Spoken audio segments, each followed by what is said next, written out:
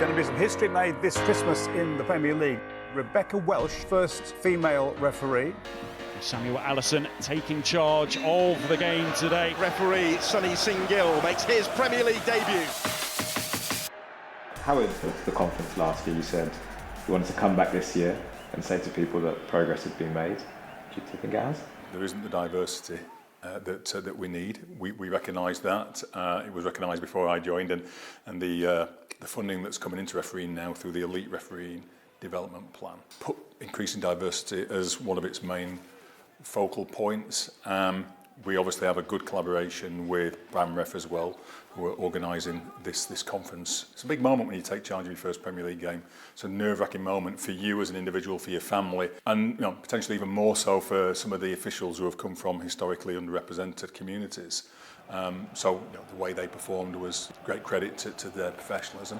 What have your conversations been like with them in terms of supporting them around being trailblazers? It's kind of unfair, isn't it, that when you see Sonny or Sam or Rebecca going on to that field to take charge of their first or second Premier League game, they are in some ways taking the hopes of a whole community onto that field with them. And again, that's not fair, because we all know that games can go well or not so well for any individual referee, and it should only be a reflection on you as that particular referee on that day.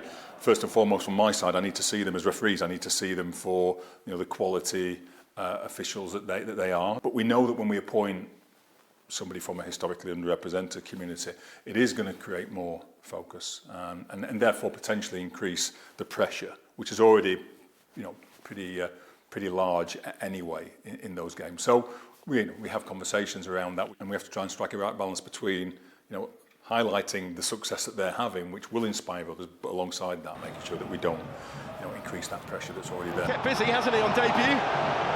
Sonny Singh-Gill. So lots and lots of development opportunities across all the leagues that we served last year, almost 200 in fact, where we identified high-performing officials who could be exposed to the next level. It's our job to continually increase the talent pool that we have available within the professional game. So if we are making officiating more appealing by breaking down some barriers, by reaching out to communities, saying, have you tried refereeing? It could be for you, in areas where traditionally people have not thought it might be for them.